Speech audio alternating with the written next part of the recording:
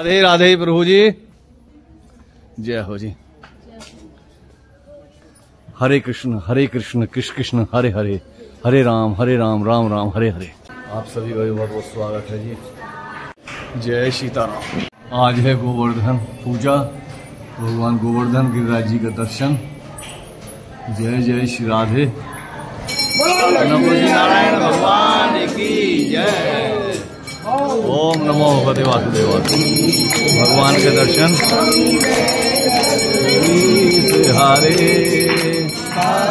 जनों के संकट, जनों के संकट क्षण में दूर करो। ओम जय जगदीश हरे।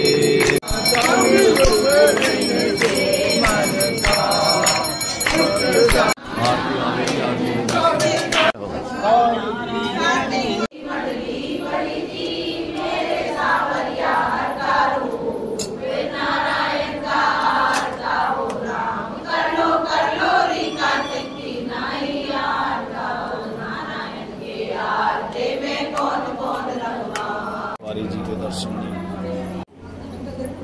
श्री कृष्णाय वासुदेवाय हरिये परमात्मने प्रणतक्लेश नाशाय गोविंदाय नमो नमः। वक्रतुंड महाकाय सूर्यकोटि संप्रभ निर्विघ्नं कुरुदेव सर्वकार्येषु सर्वदा। बोल तुलसी महारानी की जय हो। श्री लक्ष्मी नारायण भगवान की जय। कार्तिक मास की जय हो।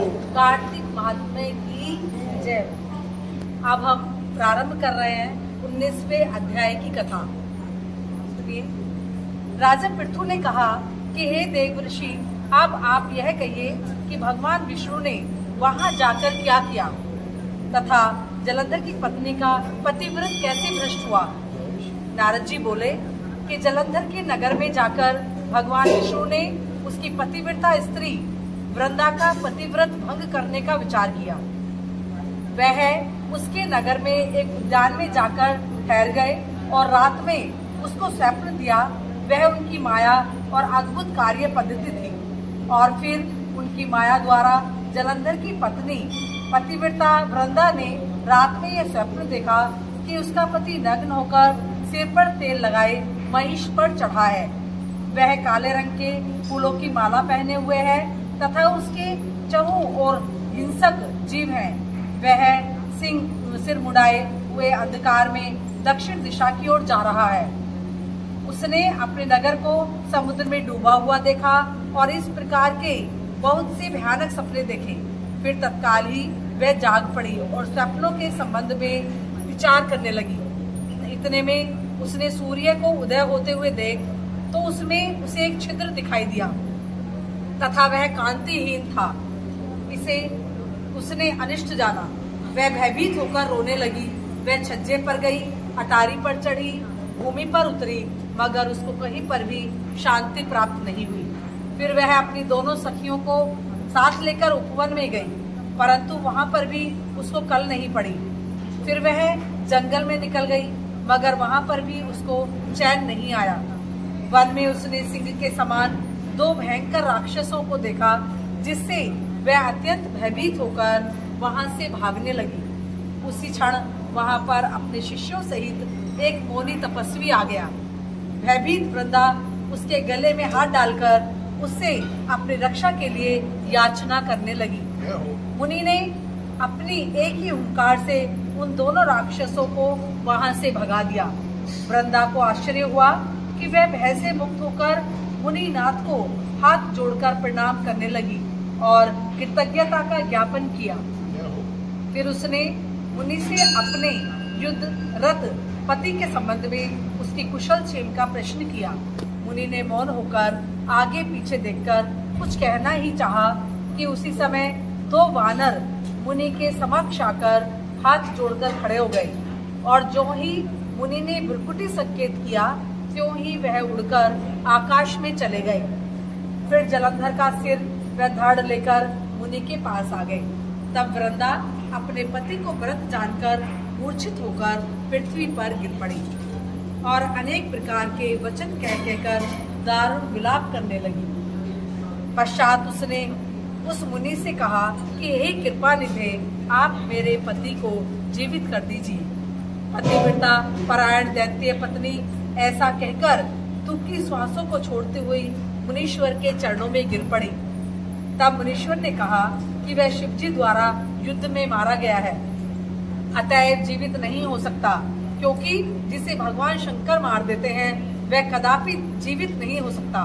परंतु शरणागत की रक्षा सनातन धर्म है, अतः मैं कृपा करके इसे जलाए देता हूँ। नारद जी कहते हैं कि वह मुनि साक्षात विष्णु ही थे, जिन्होंने यह सब माया फैला रखी थी। वह वृंदा के पति को जीवित करके अंतर ध्यान हो गए। जलंधर ने उठकर वृंदा का आलिंगन किया और उसका मुख चूमा। वृंदा भी पति को जीवित हुआ देखकर अत्यंत हर्षित हुई और अब तक हुई सब बातों को स्वप्न समझ लिया। इसके पश्चात वृंदा सकाम हो बहुत दिन तक उसी वन में अपने पति के साथ विहार करती रही। फिर एक दिन उसने सूरत एवं संभोग काल के अंत में भगवान विष्णु को पहचान लिया, अतः उन्हें ताड़ित करती हुई बोली, हे पराई स्त्री से गमन करने वाले विष्णु, तुम्हारे शील को धिक्कार है। मैंने जान लिया है कि यह वह मायावी तपस्वी तुम ही थे। हे राजन, ऐसा कहकर परम क्रुद्ध हो पतिव्रता वृंदा ने अपने तेज को प्रकट करते हुए शाप दिया। जो तुमने अपनी माया से 2 राक्षस मुझे दिखाए थे, वही दोनों राक्षस किसी समय तुम्हारी स्त्री का भी हरण करेंगे और उसके विरह में दुखी होकर तुम वानरों की सहायता से वन में भ्रमण करोगे।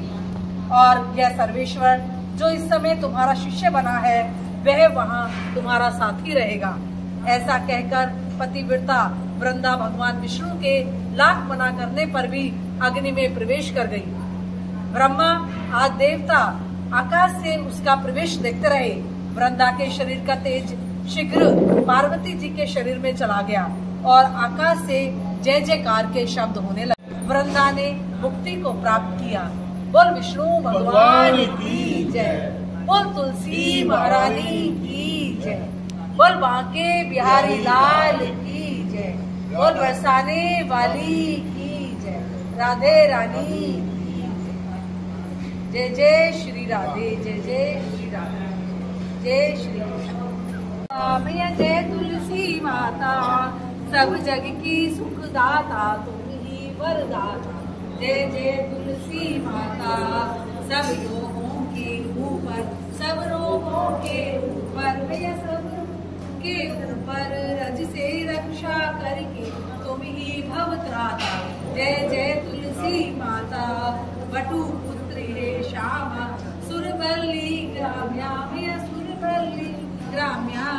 विष्णु प्रिय जो तुमको सेवित सो तर जाता। जय जय तुलसी माता, हरि के शीश विराजत, त्रिभुवन से हो वंदित, से हो वंदित, पति जनों की तारिणी तुम ही विख्याता। जय जय तुलसी माता, लेकर जन्म विजन भी आई दिव्य भवन में, मैया आई दिव्य भवन में। मानव लोक तुम्ही से सब सुख संपत्ति पाता। जय जय तुलसी माता, हरि को तुम अति प्यारी, तुम ही वरण कुमारी, मैया तुम वरण कुमारी।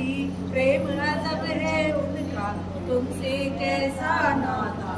जय जय तुलसी माता, जय जय तुलसी माता, मैया जय जय तुलसी माता। हर के जय तुलसी माता।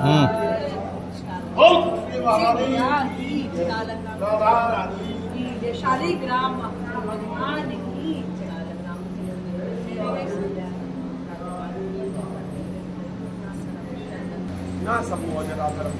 जय श्री लक्ष्मी नारायण भगवान की अध्याय 19 संपन्न। अगर हमारा वीडियो अध्याय का अच्छा लगे, ये कहानी अच्छी लगे तो वीडियो को लाइक कर लेना, चैनल को सब्सक्राइब कर लेना। डेली का एक अध्याय आता है। राधे राधे।